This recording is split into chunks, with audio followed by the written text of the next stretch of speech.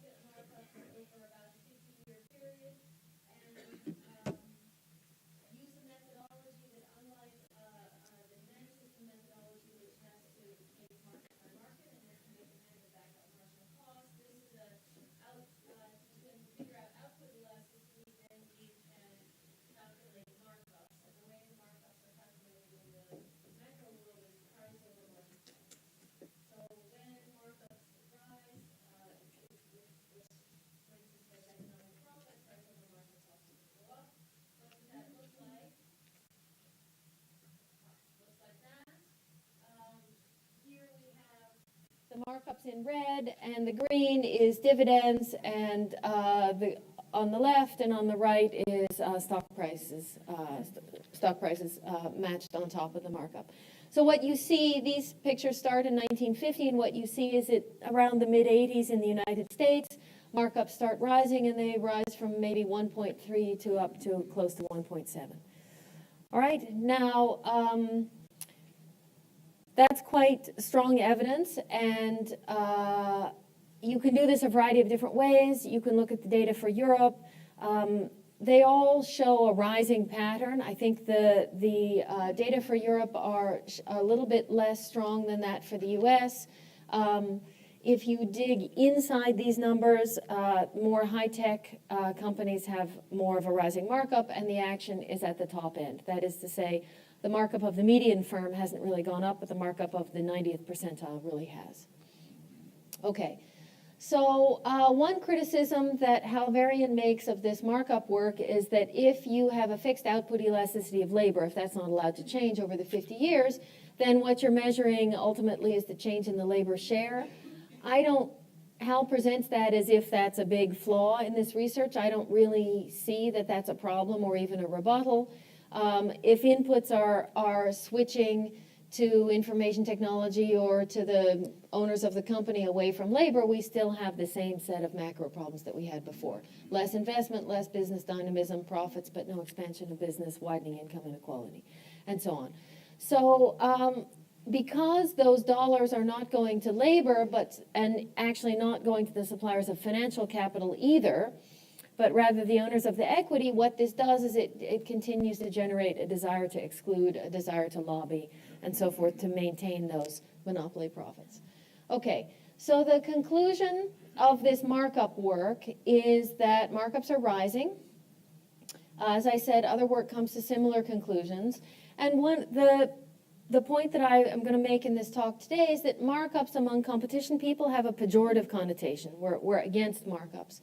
But in fact, this is just price over marginal cost, and there's a lot of other costs, like fixed costs, for example. And so before we jump to a policy implication, we should think through what the reasons for the rising markups are and what we might interpret them to mean. Okay, so a first explanation that you could have for rising markups is that fixed costs are a growing share of total cost. So imagine that I used to have a lot of labor and a little bit of fixed cost. Now I have a computer, an enterprise resource planning system, something that's really quite expensive and is a share of fixed cost. If that's true, then price, even if price is just equal to total cost, okay, average total cost, my price over marginal cost number is going up, right, because fixed costs are going up. And if consumers want the attributes generated by those fixed costs, they want research into new treatments, they want a good app, they want a good web page, etc., then that's a good thing and will generate this trend. And is that a welfare harm? Okay, now, is that a welfare harm is a little bit of a subtle question, because in a static model, price greater than marginal cost generates deadweight loss. We know that. But in a dynamic model, the firm is not going to run this business and be able to pay for the fixed costs unless it can cover them.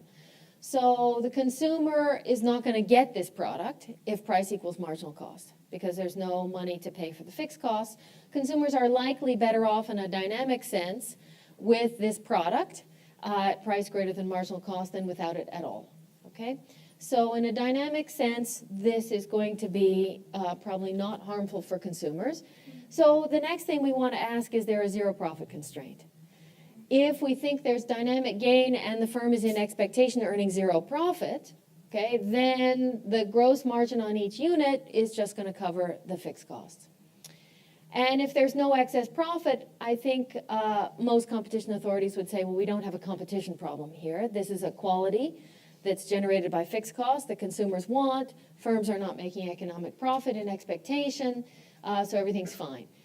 A little bit of a complexity here is that in expectation, firms may be making zero profit, and in reality, some of them may earn negative profit and some may earn positive profit. And that flow of profit might occur in some time periods and not others, and so looking at a snapshot in time might not quite get you the right answer. So measuring all of this is hard, but conceptually I think it's not complex. Okay. However, if fixed costs are a larger portion of total cost, you have a very clear implication for competition enforcement. And that is, higher fixed costs lead to more concentrated markets. This is a point John Sutton made a number of years ago. I mean, it's an old point. But when we have higher fixed costs and more quality, or whether they're endogenous or exogenous, we're not going to have as many firms in the market.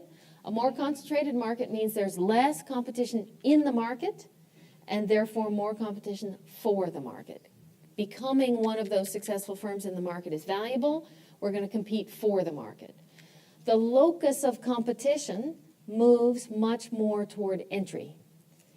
Okay, if we think about the automobile market, everybody's in there competing with each other. The locus of competition is really in the market. If you think about a social media site where everybody wants to be on the same platform as everybody else, there's going to be one winner, and there's going to be very vigorous competition to be that winner. But once you've got it, there's not much competition in the market anymore. So enforcers have to put a lot more weight on potential entry theories of harm, incipiency theories of harm, impacts of very small firms that have very small shares that might be disruptive. Potential entrance from elsewhere in the vertical chain. Maybe the really big competitive threat is not actually somebody who does the same thing as the firm in question, but a supplier or a downstream firm or a complement. Okay? These entrants are going to play a very large role in generating consumer welfare if they're the locus of competition. Okay. So is it only fixed costs? I'm going to, in the interest of time, skip this slide. Jan and Jan basically think it's not only fixed costs for the reasons that stock prices are rising with those markups. So what is another explanation besides fixed costs? One could be globalization. Falling tariffs, at least for the moment, falling tariffs and transport and contracting costs mean that you can operate in multiple countries and you can cost minimize. I can draw my input from the country with the lowest cost. I can engage in legal tax evasion. I can invest in a brand in country A and make my sneakers in country B. And that might generate higher markups for firms with a global reach. Okay, that's, I think, quite possible and quite consistent with the data showing that it's the highest markup firms whose markup is rising. Another popular explanation is that comes from the macro finance literature is that we've got an intangible asset. Okay, we're missing a factor of production, which is some kind of funky combination of top management skills, the brand, their unmeasured quality, their know-how. Okay, the thing about this is it's super convenient because you can't measure it, so you can use it to explain anything you want. And that's what's happening now. I would say it's not implausible that there's an interaction between skills, IP, and firm capabilities. So what this might be is a return to labor right at the top of the income distribution. The top 10 people in a company, for example, might be earning a lot, and this might be a return to intangible assets.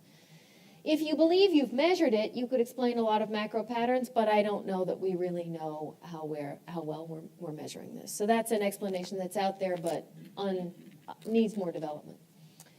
However, the macro finance people are very strong on taking these national accounting facts. The labor share is falling, capital share is falling, firms are profitable, but they're not expanding, and demonstrating that the macro model cannot reconcile these things unless you have market power. A perfectly competitive model cannot make all of that fit together. You've got to have the share of rents rising. So it's not a return to capital, it's not a return to labor, it's a return that's rents, that's some kind of profit. So what kind of rents could there be that are eating up this national income? Okay, well, there are some rents that create deadweight loss and are really bad. And we have a lot of these in the United States. You have not so many in Europe. We have excessive occupational licensing. The occupational licensing has gone from 15 to 30% of U.S. workers.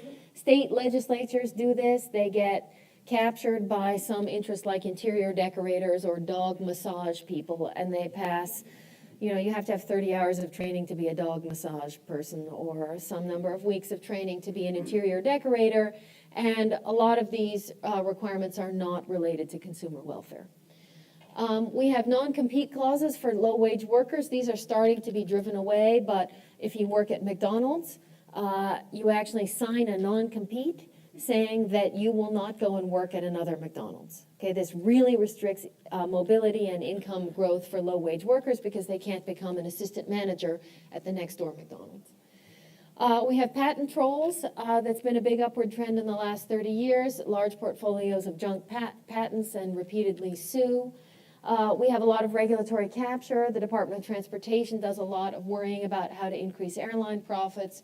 The FCC worries about how to increase cable profits. The states worry about how to increase car dealership profits, and they're not so focused on consumer welfare. Okay. However, there are rents, I think, that are created by lack of competition enforcement in the United States. And this is, what we're seeing is the full effect of the influence of the Chicago School of Thought, which started in the 70s and said we should enforce less. And for 40 years in the United States, we've been enforcing less, every year less than the year before. And if you enforce less for 40 years, eventually you overshoot. My view is that's what's happened. And that these kind of classic Chicago School ideas from the 1970s were wrong, are still wrong, have always been wrong.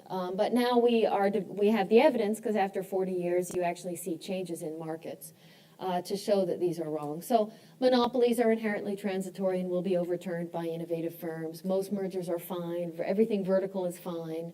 Oligopoly markets are contestable. Coordinated effects are impossible. These are things that the literature, both on the theory side and the empirical side, has shown to be false. Okay? But firms that have benefited by being allowed to create and keep market power could be the ones at the top of the markup distribution.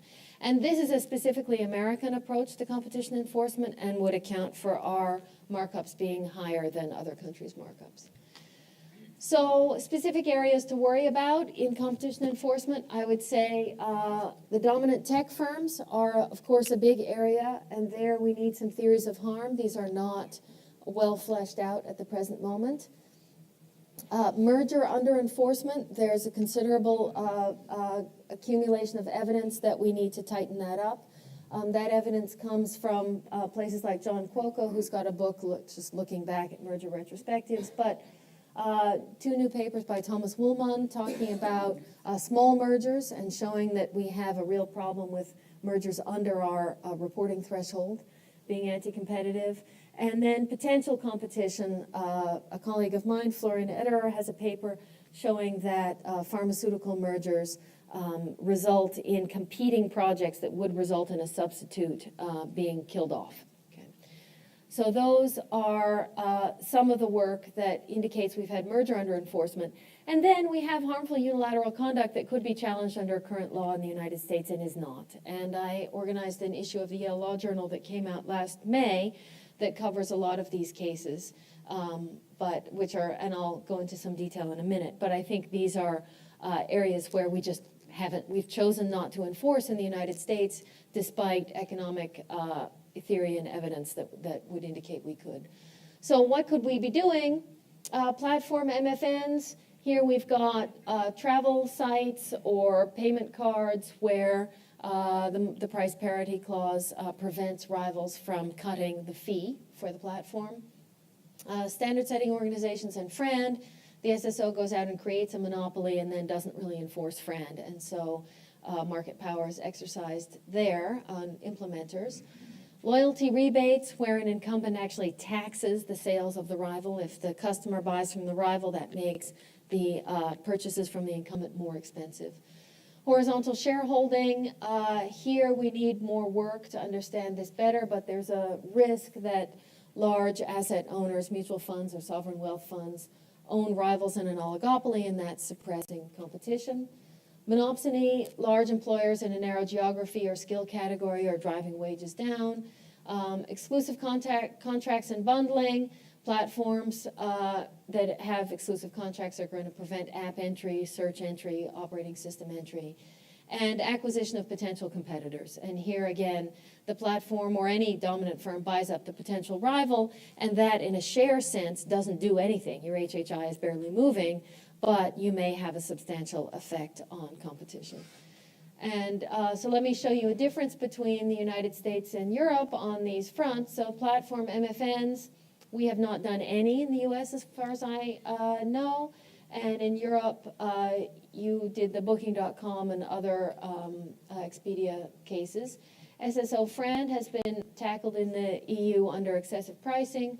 Loyalty rebates under Intel, exclusive in IT platforms, search and Android both. Common ownership is under research. I think in the United States, we still don't have an FTC study, for example, of common ownership. Monopsony, nobody in the U.S. is doing anything about that, except the Attorney General in the state of Washington, who's the one going after the non-compete clauses in fast food restaurants. The institutions protecting labor in Europe are stronger, and this may not be as much of a problem in the United States. And then I think one for both of us to think about is this potential entrant issue, the potential competitor. And if a dominant firm tries to acquire a potential competitor, how do you show that that potential competitor is going to, it represents a serious, that acquisition represents a serious lessening of competition when that competitor is not currently in the market, is not currently competing against the acquiring firm. So the last explanation for these rising markups that I wanted to touch on briefly is institutional malfeasance. Malfeasance is a word we don't use very often, but I picked it on purpose because these behaviors are not illegal, but when they get on the front page of the newspaper, the firm in question usually stops doing them. Okay, so it's that kind of behavior. So, for example, in the United States, you can go to a hospital that is in network with your insurance company. That is to say, your insurance company says, yes, you may seek care at this hospital, and find yourself treated by an emergency physician who is not in the network of your insurance company. Okay, and that's really an impossible thing to guard against because you're going to the hospital that the insurance company picked, and then you have a broken leg and the doctor is not in network. And that's a purposeful strategy on the part of some physicians, and they bill 3 or 4 times as much as market rates. and capture consumers that way. And it happens sometimes with anesthesiologists and assistant surgeons. It's legal. I wrote a paper about this with Zach Cooper. It was covered in the New York Times, and the next day the stock price of the company that specialized in doing this was down 25%, and senators wanted to hear from them, and generally things have gone very badly for that company since then. But we have others, dialysis providers. Dialysis providers donate to a nonprofit, take a tax deduction, and that nonprofit subsidizes insurance for people who need dialysis, who then go in and use the company at a very high price. Okay, so you're really subsidizing people to get insurance that pays high prices. Hedge funds, Katja Syme has a paper where she shows that their hedge funds purchase TV stations strategically to withhold them from the FCC auction to generate a high price for the other TV stations they own. We have a problem with PBMs in the United States where they don't act as a good agent for the consumer, and they essentially take a payment from the manufacturer to prevent consumers from moving to the generic or the cheaper drug. There's big problems in data now where we've got unsophisticated consumers, and Facebook tells them that there's something's going to happen to their data and it's not, or the mobile phone carriers in the United States who are selling location data without permission from consumers. So there's a lot of institutional malfeasance problems which are very, very profitable. So you could imagine that markups are being driven by that too. Okay, so this is all very depressing. And I'm sorry it's very depressing. 5 reasons why, well, 4 out of 5 are bad. Okay, but there's lots to do. Economics has a lot of useful answers. I think with these answers we can make some policy changes that lower these harmful markups and increase social welfare. The good markup, the one that comes from fixed costs that consumers want, I don't think we need to worry about. I would caution us all, though, that these markups are somebody's rents, and those people are going to work really hard in the political system to keep their rents. So don't imagine that this will be easy. Okay, I leave you with that depressing thought. Sorry about that. Okay, thank you.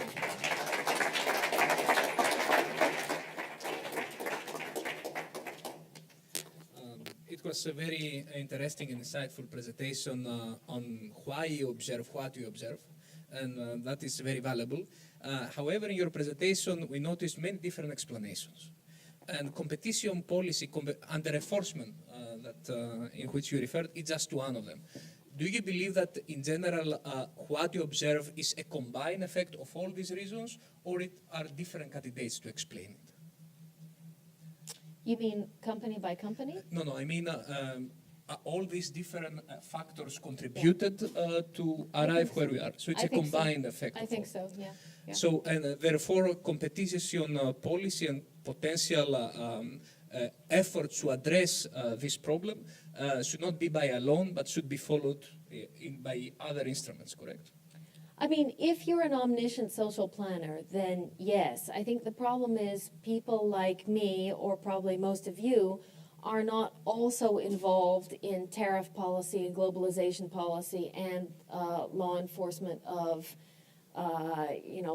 doctors and competition policy. So I would say I hesitate to agree with your statement because it a little bit makes the perfect the enemy of the good. I'm not going to sit back in my office and say, oh, no need to move on competition policy until someone else goes forward on globalization. No, I think it's low-hanging fruit. And in particular, tax policy, wherever you put the taxes, creates a deadweight loss. So there's going to be legitimate fights over how you do tax policy.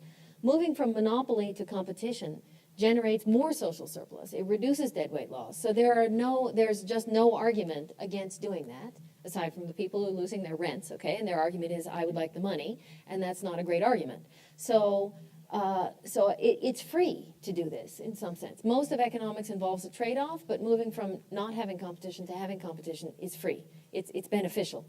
So I think we just get going on that right away. I see. And in competition policy motivated by the very nice graph who compared US and EU enforcement, I noticed 3 areas in which we haven't done so much: common ownership, monopsony, and acquisitions. So do you think that should be priority?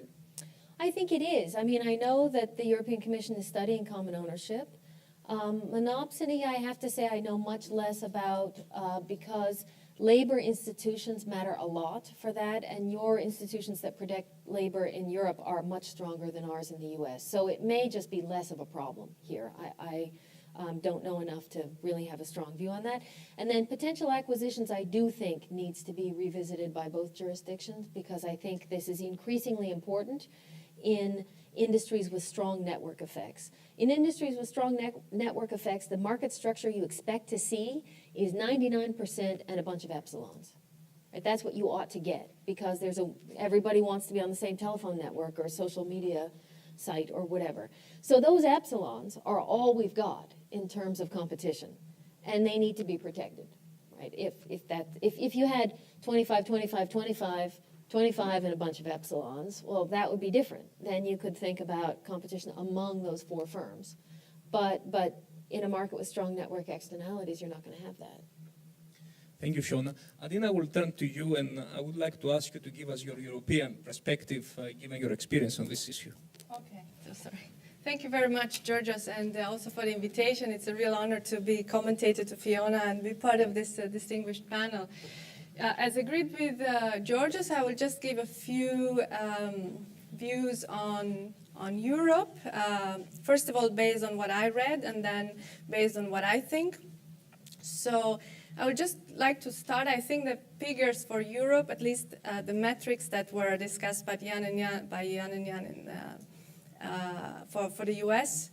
So the figures for Europe, to me, look a bit less depressing, as you call them, and I would just like to quote from the presentation, the work that my beloved former chief economist Tommaso and some of my colleagues, Hans is also here, have done for Europe. It looks like in Europe the concentration has increased less, the inequality is less than in the US, the margins have increased less than the US.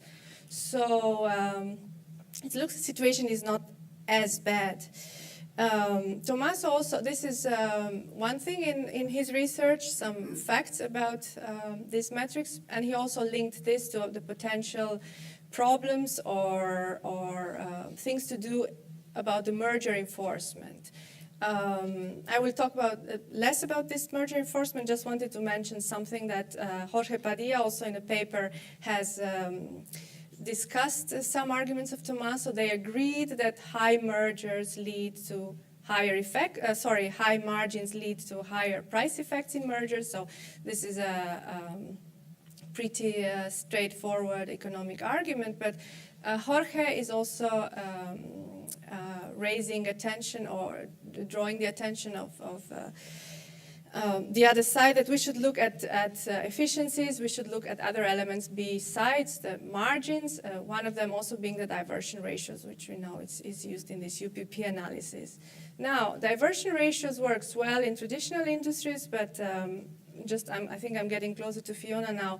Looking at this industries where big tech companies acquire startups, where is the diversion? There is potential competition there. There is no actual competition to measure the diversion. So what to do about those cases? And then I very much agree with you that we should think of new or more theories of harm focused on entry, what to do with this entrance, because these entrants, maybe they are not necessarily the epsilon in the same market. As you say, they bring complementarities, they bring maybe a bit of a different idea, and they will never be able to exploit those complementarities without the scale of the big acquirers. So this is one of the things that competition authorities should look at the same time. So that's what I read, and that's what I agree or not agree with. Now, my own take on Europe, so why are these differences, observed differences?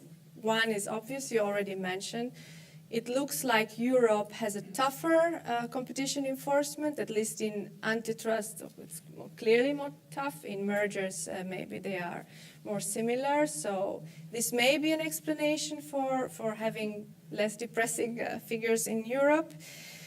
But however, it's also true if we look at Europe, that Europe has not produced the Google and Facebook of this world. So is this a good thing? Okay, maybe we don't have the problem of big margins or big concentration in this high tech in Europe itself. But is this good? I think it's rather not good, because Europe is obviously much, much less digital than the world. The rest of the world, and the European Commission has acknowledged this in this digital single market. I'll quote something that I said in a previous event here, because I don't think the European Commission published anything else on platforms ever since 2 years ago. There was a communication on platforms showing that out of the many platforms studied, only 15% in numbers and 4% in market values come from Europe. So the rest coming from the US and from Asia. So this is very little. Europe is not producing this big tech and big tech companies, and this worries European community. This worries politicians.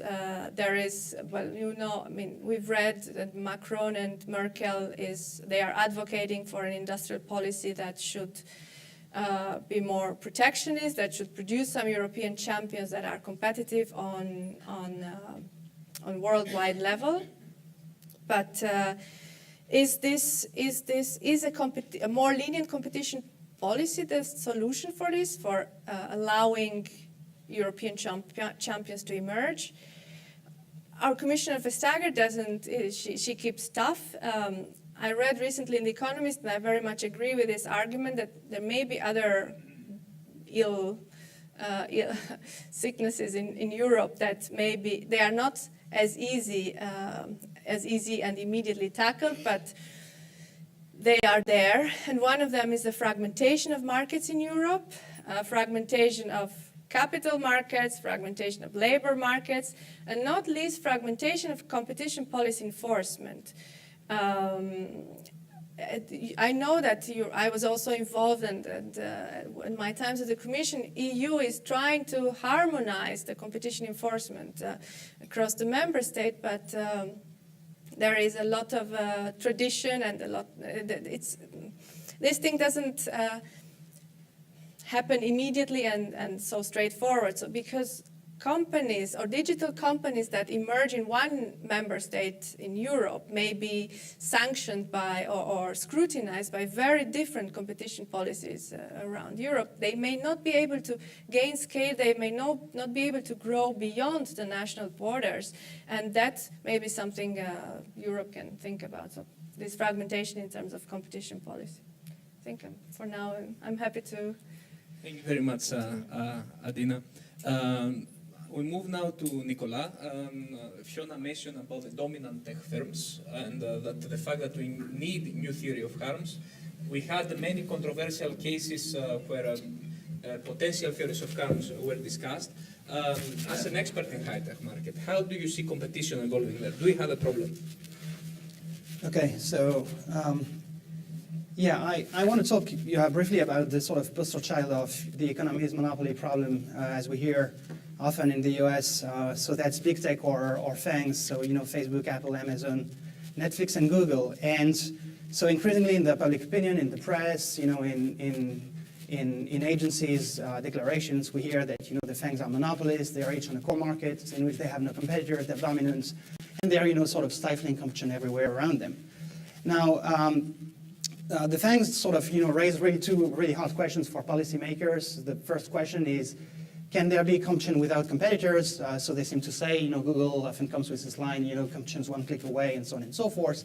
And the second question, if there's unseen competition in tech, how to measure it? And so I play a little with those ideas in a forthcoming book. I actually should not have accepted that invitation because I really wanted to work on my book. But at the time when you sent the invitation, I thought I would be finished, overestimating my efficiency. Now, competition without competitors is not a new idea. Schumpeter in 1946 referred to that.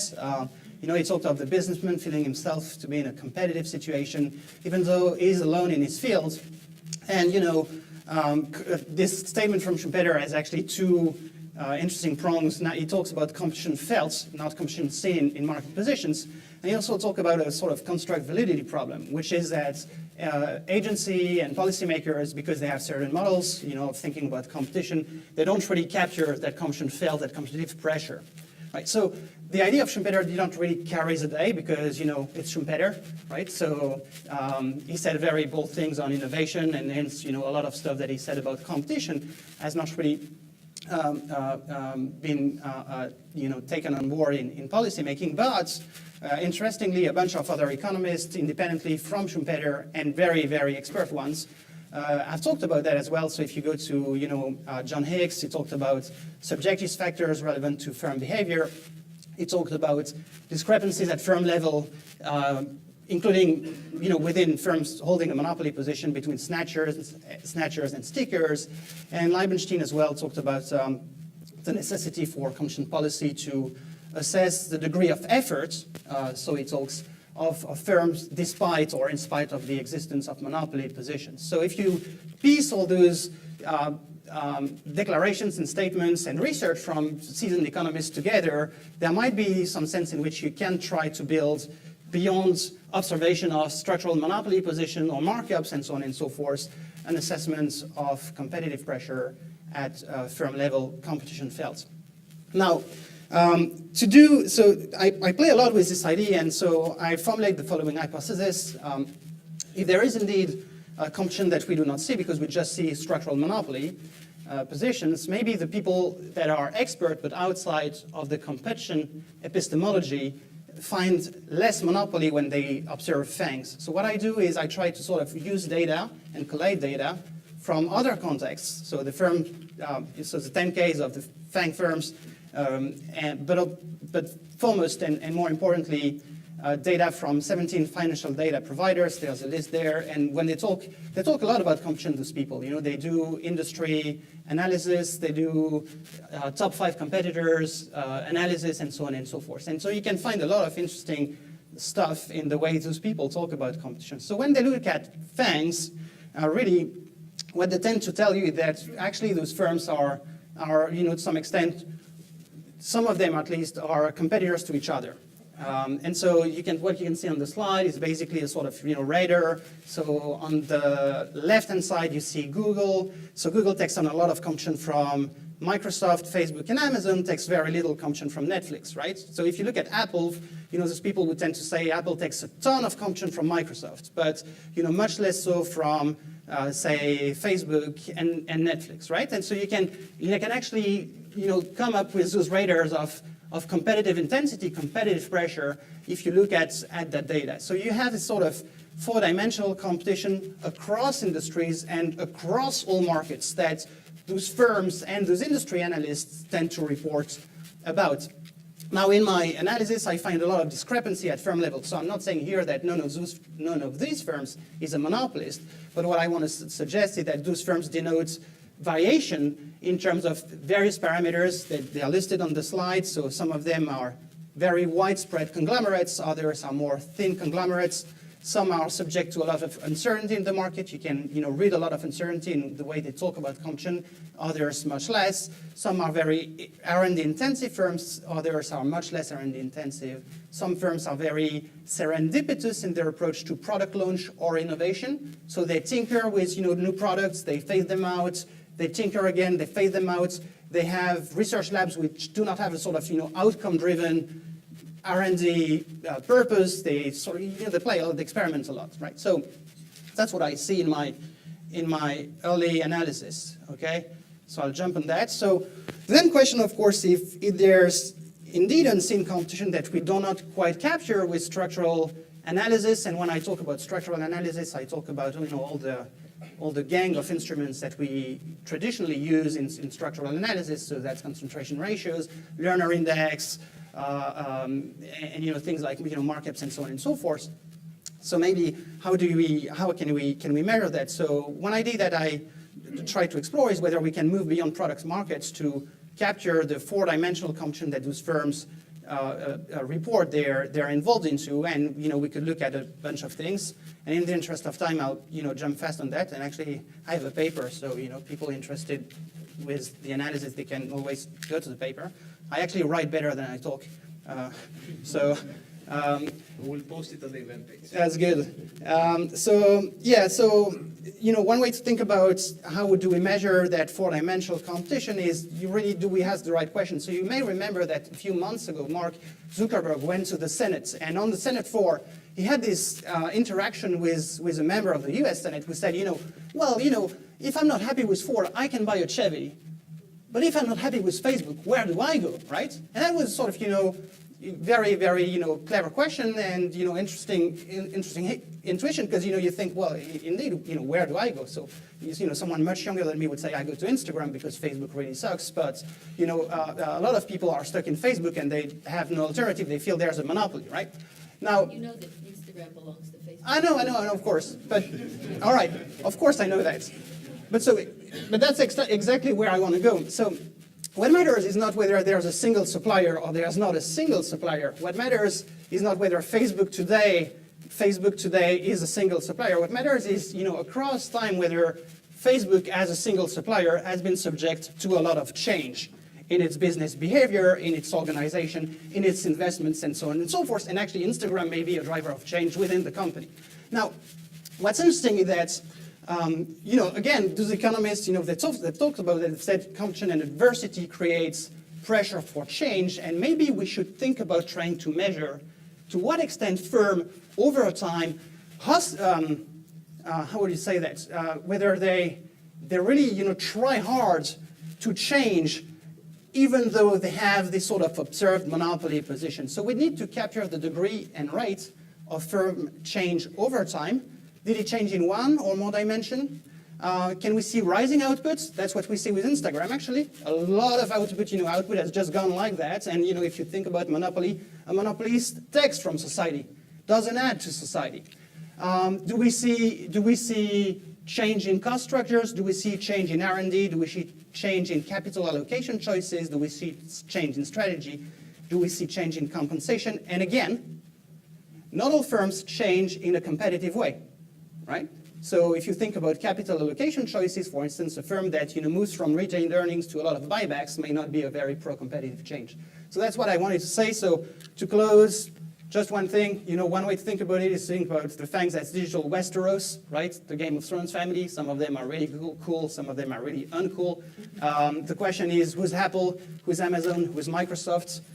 My hunch, Amazon is a Targaryen, right? And, it's all in my paper, so you can get there if you want to know more about Game of Thrones and fan competition. All right, thank you very much, Nicolas.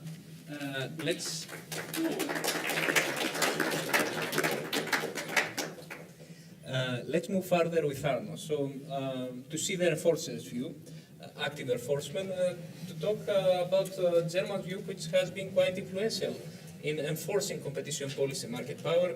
Commissioner Verstager said that you move by innovating the way enforcement moves forward. So happy to hear your views on market power and enforcement. Okay, thanks a lot, Georgios, for the invitation to speak at this distinguished event and to comment on Fiona's presentation. I copied the title of the panel to the first slide, and when I read it, it struck me that, well, how can this be the title of a panel? Because market power and its implications to competition policy is nothing else but about market power. So to me, it seems like to be a redefinition in itself. So I think more precisely what we are talking about is increasing market power and its implications to competition policy. But more important on the first slide is the disclaimer that I always have to make, but I think on this topic here, it is especially important that I speak on my own capacity only. So I will not rediscuss the macro trends and all the theoretical and empirical evidence that Fiona listed. I will talk only on the implications to competition law enforcement and policy, and when I do so, I think it's helpful to have in mind that there can be implications on three different levels. So on one level, there's the direct impact on enforcement cases. Then a second level is the agency policy, normally as formulated in agency guidelines, and whether the things that we observed, as laid out by Fiona, whether that should trigger us to change agency policy and guidelines. And even one level up then is a potential need for competition law changes. And I think this often with the under-over enforcement discussion becomes a bit blurred, and I think you should sort these arguments in where these belong. And I restrain myself to four propositions. Why have I selected those four? I think on the one hand, I think these are the four topics or the four implications that matter most for real world practice. And the second one is, I think that those four are probably those which maybe they are already becoming common sense, but at least I think they should become. So here's my first proposition, and it's pretty straightforward. More market power should and will lead to more agency actions. And the argument is very simple. So the legal system that we have, the prohibition of abuse, that hinges on dominance. And if we have more market power, so we have more dominant players, then of course, if the agency policy and the legal framework remains unchanged, then we will see more abuse cases. And the same is true for merger control. In merger control, we have this sliding scale of an intervention threshold, and the higher the market power is pre-merger, the lower is the increment, that market power increment that agencies are willing to accept. And that means that we will see more merger prohibitions. And my point here is that this is not any policy change. It is something that sort of, if the policy remains unchanged and the law remains unchanged, is sort of an automatic consequence. And maybe also to shadow the depressing view of Fiona a bit, that will also mean that if you see market power rise over time, there's also some limit to that. So we would not necessarily expect to have that continue further increase of market power, because if there's a stopping line where agencies say, well, there's only 4 players left in the market, then no further mergers, then in the future there would be no further market power increase through mergers. And I think if you go back to the market power level, then it's straightforward and simple. There was some discussion.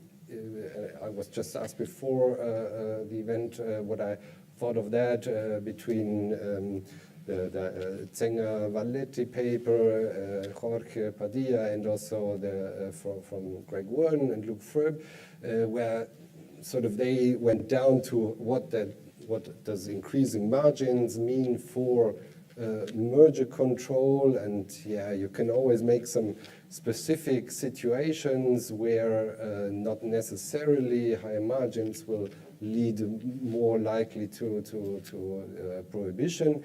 But the big picture is higher profits, higher margins, and the same is true for higher concentration. These are indicators of market power, rather reliable, not always a straightforward relationship, but so if you see these indicators on the rise, then you will likely see more prohibitions and more agency actions. So the only policy implication direct from this point that I can see there is that if you have more need for agency action, then of course you would also have to step up agency resources.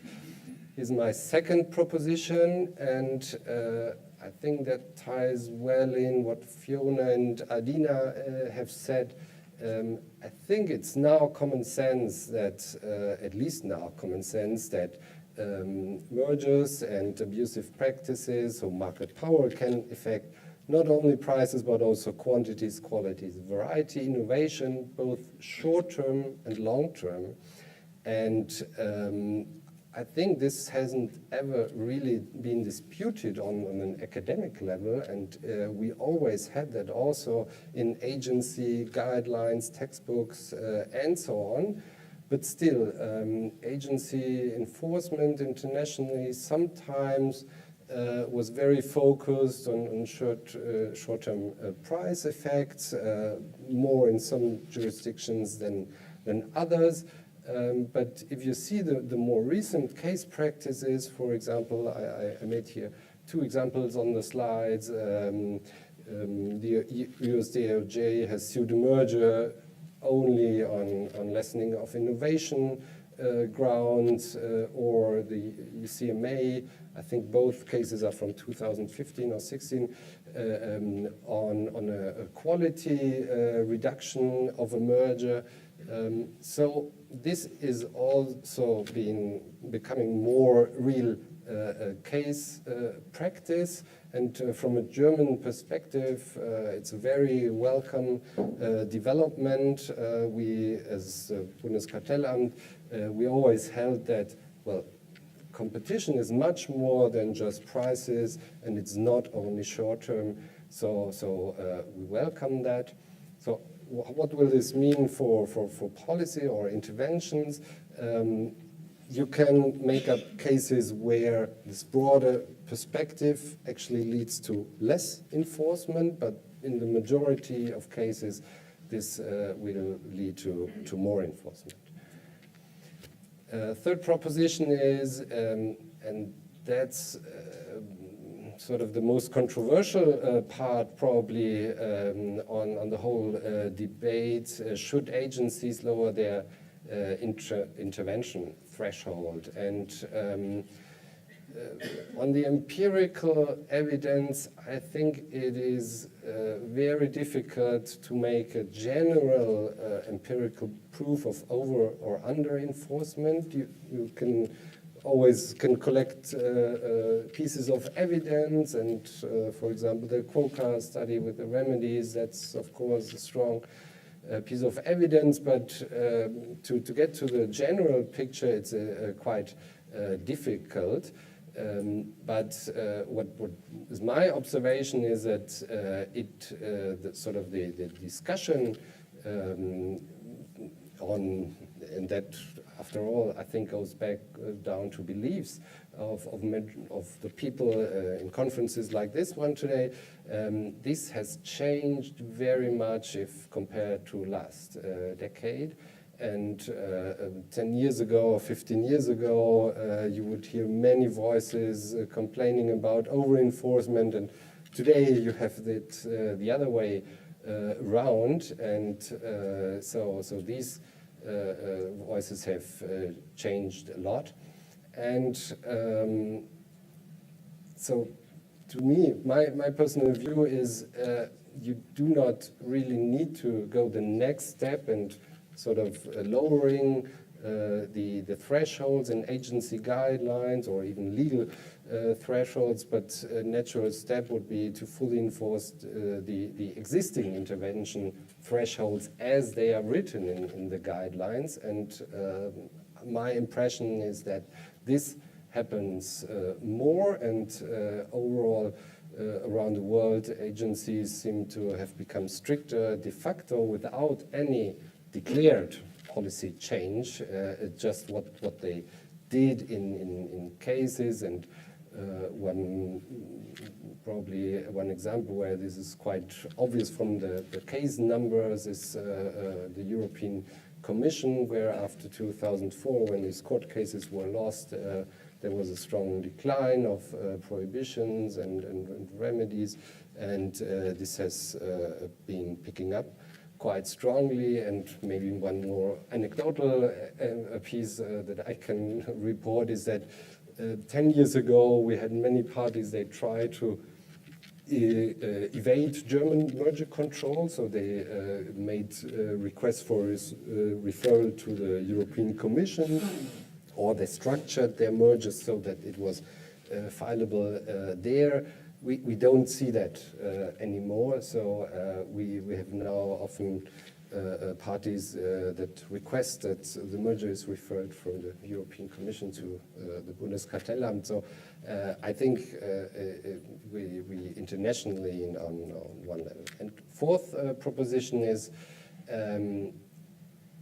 if you do disagree with sort of the macro evidence that Fiona presented, or if you disagree with the different explanations that Fiona presented, I think what is obvious and common sense is that for the platforms, the big tech monopolies which are emerging or have been emerging, it's obvious that there's a lot market power there, and with the characteristics of the digital economy, that is network effects being direct or indirect, strong economies of scale, we'll see that more in the future, and we have been seeing more of that.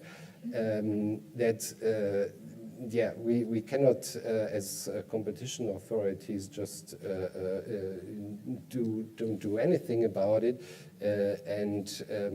One observation there is that merger control becomes less suitable and less effective because much of this is organic growth to become a dominant player.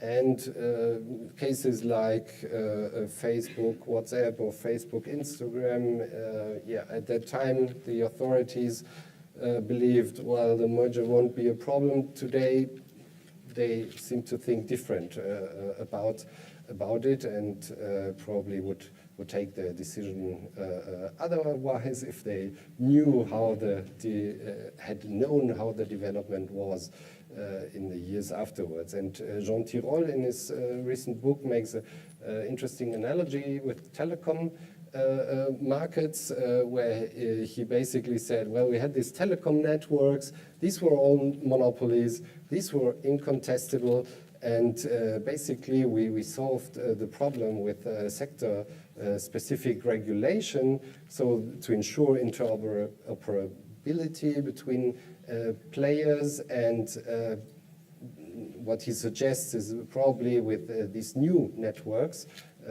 we would have to do the same thing, and that's an open question whether competition law will be sufficient to do something like in the telecom sector, also for this new markets. But I think the competition agencies should try at least. Thanks a lot. Thank you, Arno. I think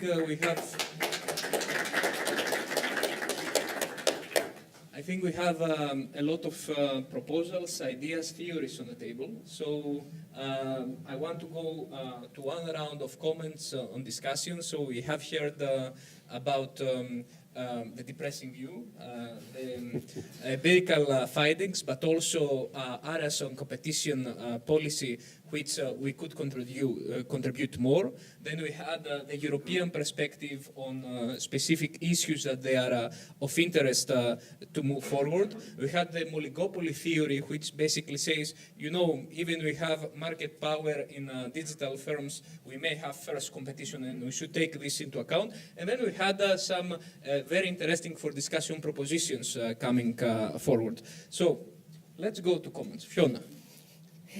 I wanted to make just two comments about Nicolas' points. First of all, I really don't like the idea of having unobserved competition that firms can announce they're engaging in so that they're allowed to merge or not be subject to the antitrust laws. Well, I have a big market share, I have high markup, there's no entrance in my industry, but don't worry, I'm really competing hard, and I understand that that's an unobserved thing and you can't measure it, so you're just going to have to take my word for it. Okay, that strikes me as a not very practical way to do competition enforcement. And then another thing that I think is coming out of the behavioral literature and the more computer science side literature is an evaluation of the output increases. So you can say, well, Facebook is increasing the number of clicks and this is output. And in a traditional industry like shoes, for example, more output increases welfare, and that makes sense. But if you thought about an industry like cigarettes or mortgages, okay, you have what I would call a political equilibrium where we've decided how much of that output is good, and we've made a rule. So cigarettes may not be purchased by people under a certain age. So more output of cigarettes is good because the people who are buying them are allowed to buy them, and we're not having 9-year-olds buying cigarettes. Mortgages, similarly. A mortgage is, of course, a really good thing for someone who is suited for it. If you take out a mortgage that's appropriate to your income and your situation, then that helps you own a house, and that's fantastic. And we have rules about who's allowed to have a mortgage. So a big balloon mortgage cannot be given to a graduate student with no money, or a low-income person.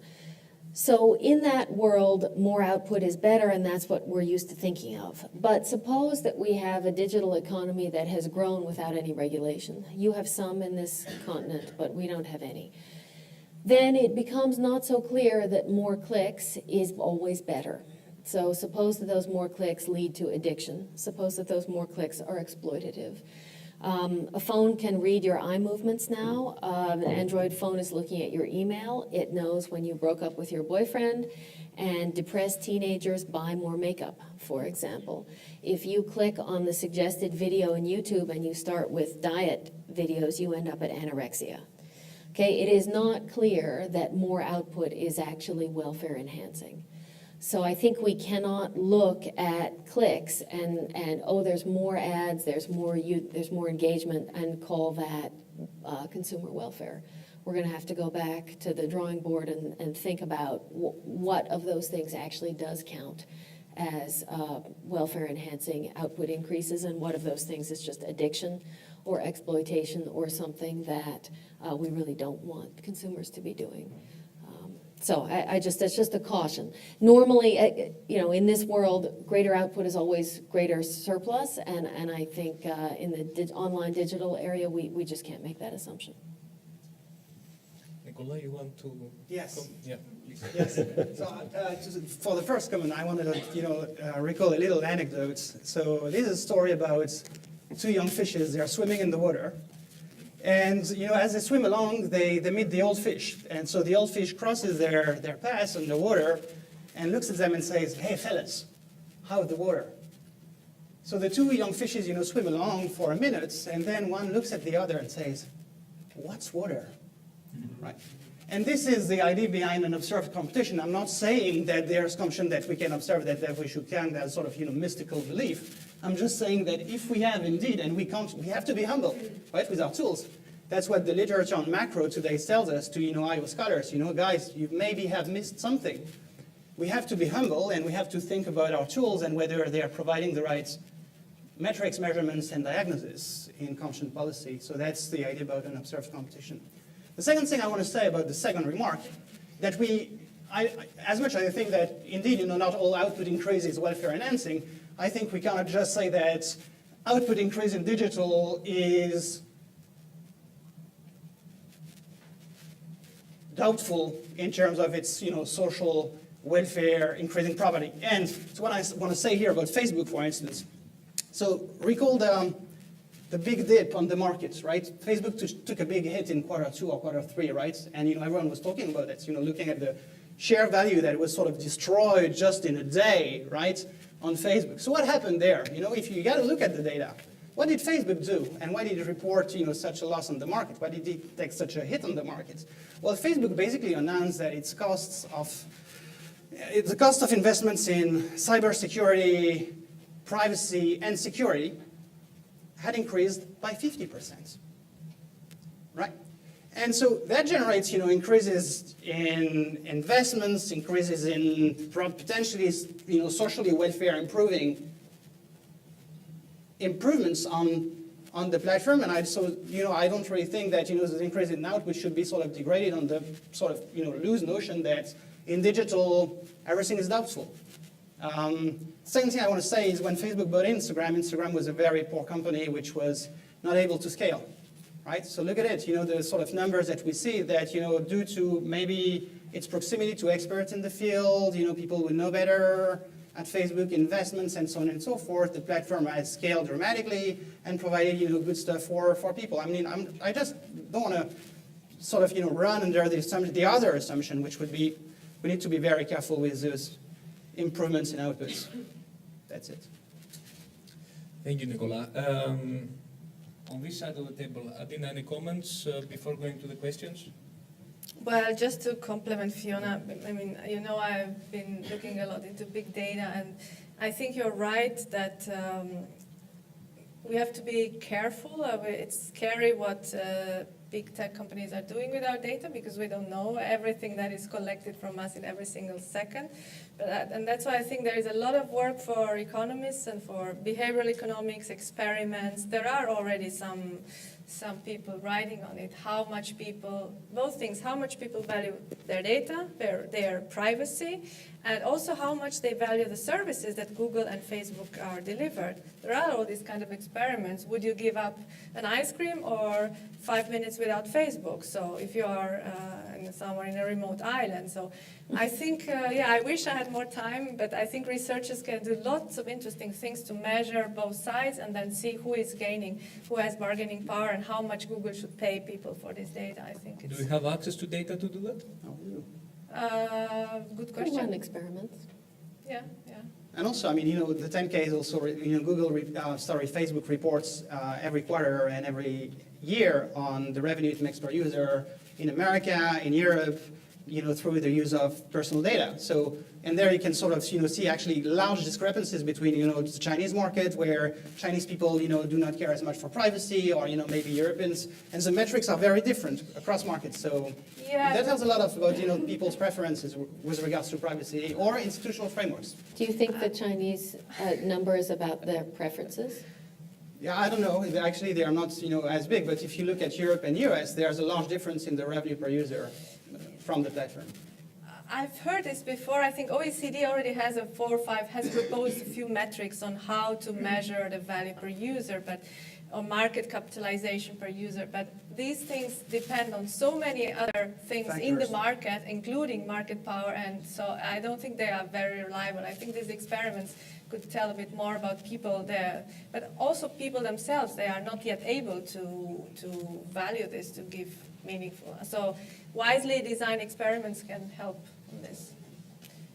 And if I may, just one question to Arno, because it's very true, all your proposals are very nice, but it has been discussed a lot that competition, also DG Comp is struggling with criticism. Why did you approve Facebook, WhatsApp, UK? Why did you they are doing now ex post evaluation of Facebook, Instagram. Why did you do this?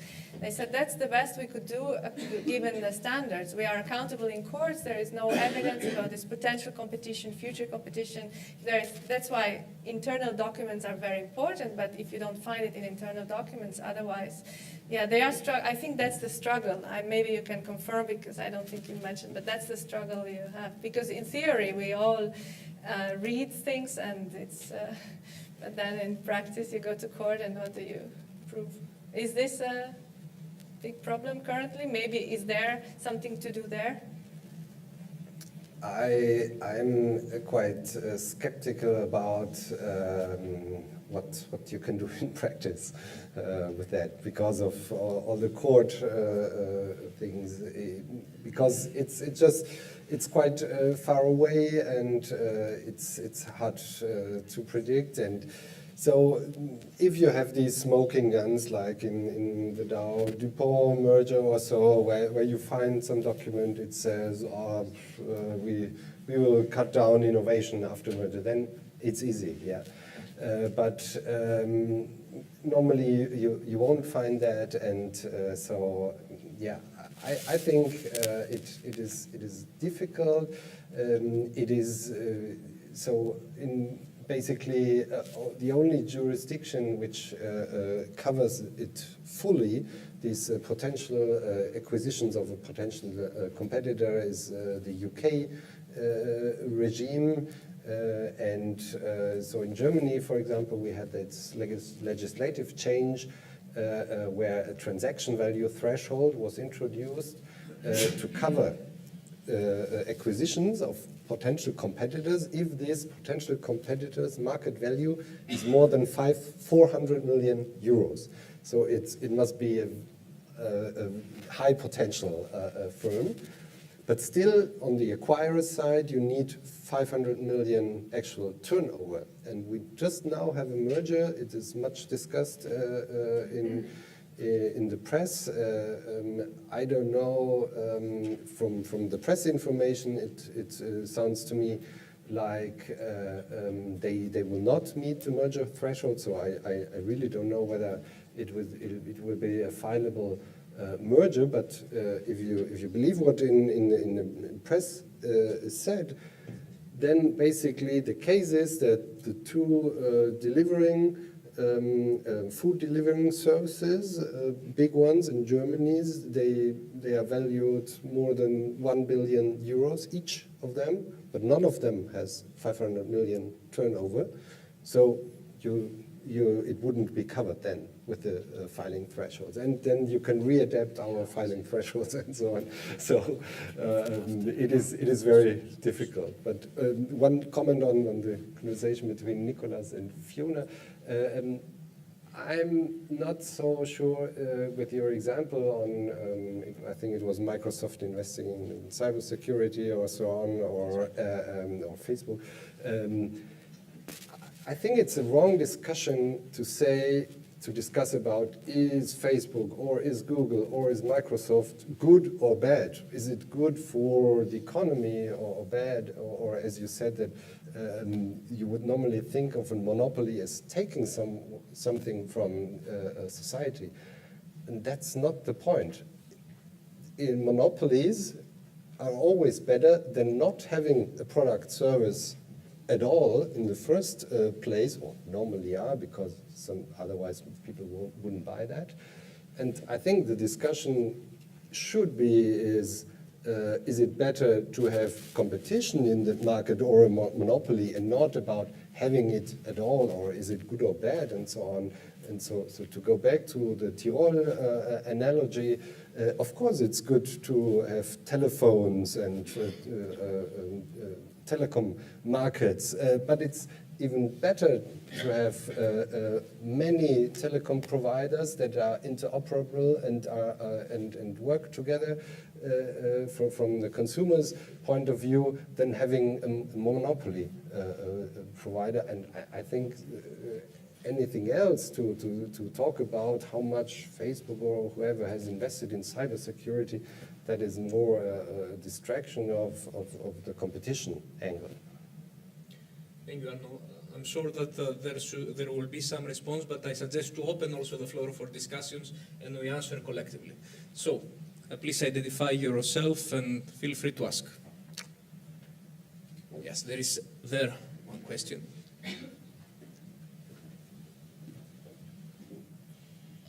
Hi, I'm Yana Zitievska from the European Parliament. I'm a trade analyst.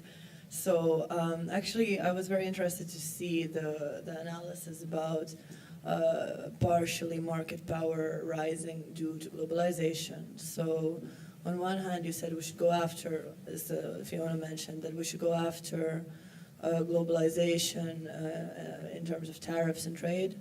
On another hand, basically like liberalization is, like, competition is beneficial, right? So I was curious, what kind of trade policy would best complement these competition policy objectives?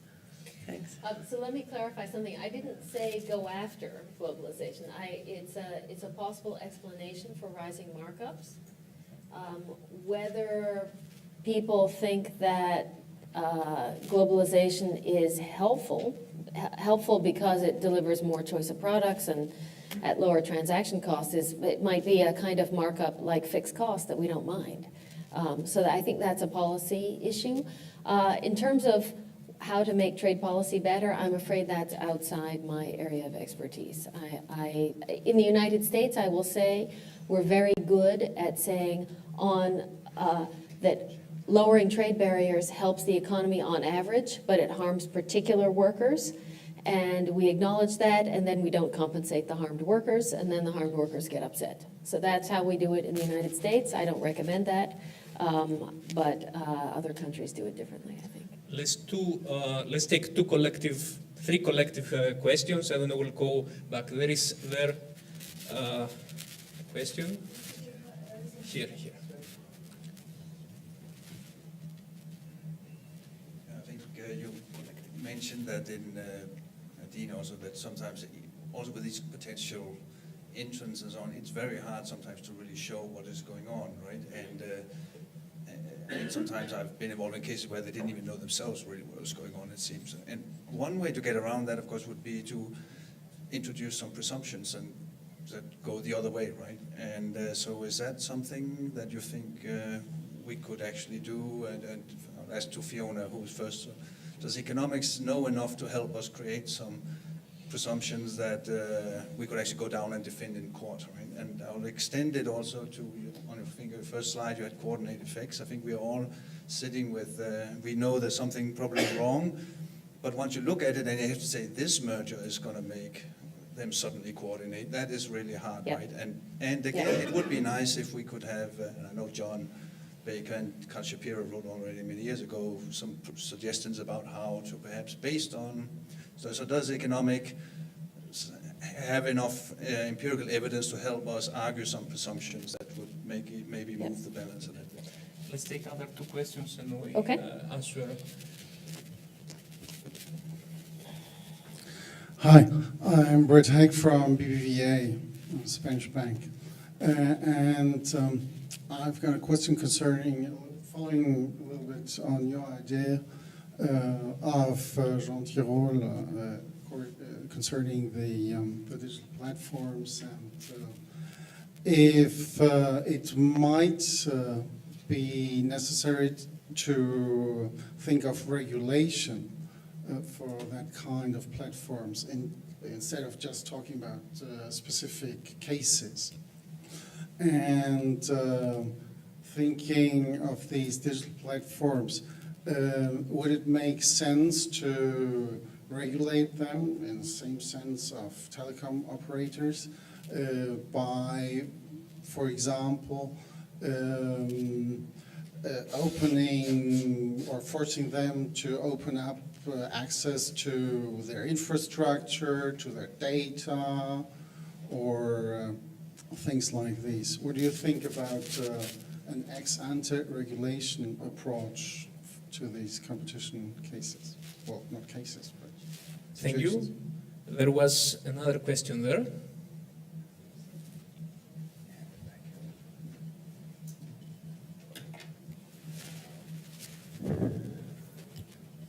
Thank you. My name is Koen de Leus, Chief Economist, BNP Paribas Fortis. My question isn't related to competition and scale-up, or markups, sorry. My question is regarding competition and enforcement of more competition in the face of more and more competition from state-owned companies like China. So what is your view on the merger between Alstom and Siemens, for example? I was expecting this question. Let's go back to the answers there. So starting with round table from Fiona and Nicolas, I owe you also some time to respond. Do you want me to start? Yeah. Okay. So I would say, in answer to Sven, the presumptions are a really good idea, and structuring them is the trick, of course. I would say, with potential competition, you probably want to start with the acquiring company. I mean, is the acquiring company facing any competition directly? And what sort of market power does the acquiring company have? And the stronger the answer to that is, it seems to me the less should be needed to prove that the small firm is in the same market or directly competing with the acquiring firm. That's a bit of a general answer, but I think there's a sort of a sliding scale that you could do. They have to show efficiencies, for instance. Oh, but I mean, you know, everybody can make those up. That's the problem. I mean, I'm in industry X, the acquisition's in X prime. I can leverage X prime and put it all over my platform X. That you can always make that statement. And so it's just a question whether the consumer wants to have X prime on platform X, or whether the consumer would be even better off by having platform X prime. Right? So, and I think if you thought that that small company was going to become platform X prime, the benefit of that is really big. So it's a question of what's the probability. Then coordinated effects, I think we do have an issue here. We're just not dealing with this very well, and the structural presumption in the United States is a little bit designed to get after that, but we might need to make it a little bit stronger, I think, to deal with the fact that we have so many more oligopolies, and this is becoming really a much more live problem all the time. And then just one last comment on the Tyrol regulation. So first of all, Jean Tirole loves regulation, and that's because he's really good at it. And if he were the regulator for the digital platform world, that would be great. I would not be worried about it at all. Interoperability is another solution, and I will say that compared to, for example, the calls to break up these companies, which we're hearing a little bit in the United States on the left, I think interoperability is a much better idea than that. And interoperability, there's some question about whether the monopoly power has been earned on the merits or not. The less you think it was earned on the merits, the more the requiring interoperability makes sense. On the Mertel Siemens Alstom, maybe? I'm not really good at state-owned things. I'm going to pass on that one. No, but just maybe a quick reply to the question about regulation, the role of regulation. I always say that regulation has a role when there is a market failure, a proven market failure. Giving access, we know from telecom cases, you need some standards of proof of showing essential facility. When we talk about essential facility in the data value chain, I think the data value, identifying where we are in the data value chain is very important, because giving access to raw data that can be collected from any of us is different from giving access to the data processed by some algorithms. So I'm just raising awareness of some elements that we should look at. I don't favor regulation just for the sake of regulation or for protecting incumbents, or we have to identify, and it's not easy. What's the problem? Nicolas. Yeah, so I'm going to take the China question. And Thank you. No problem. So I think there's a little bit of noise in that discussion, because a lot of people start to think that the French are trying to build an industrial champion, and it's behind the deal, and it's sort of trying to promote that stuff, where in fact you're seeing a deal between two large companies. They want to get together, and the French do say something, because they're French, and so they say we should let it go and let that happen.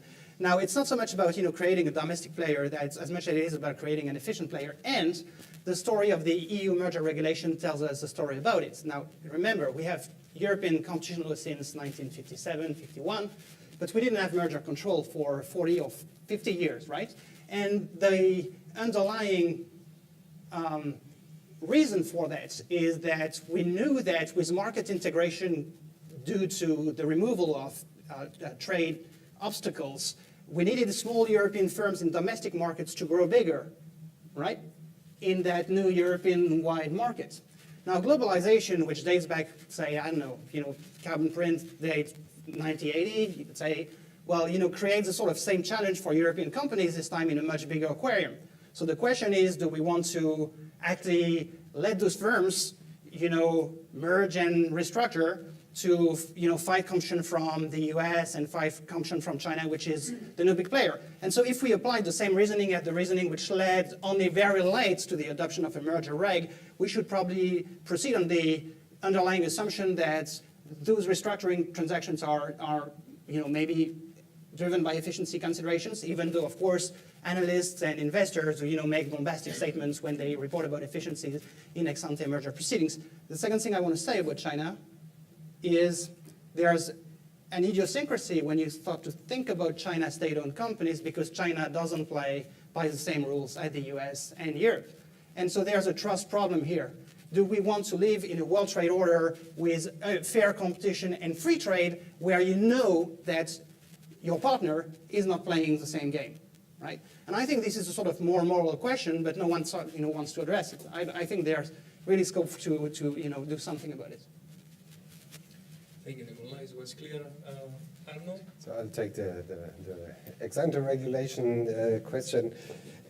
I think we should first try to do it with competition law because these are well known, the problems of ex-ante regulation, that once you have it in place, you will not get rid of it anymore, and it is quite, it is the change in the regulatory system is also quite difficult, but my comment earlier was more to say, well, after we've tried for some time over the next years, maybe the result will be that we didn't manage to get it right with competition law, and then maybe we would have to do some ex-ante regulation, but now it's too early, I think.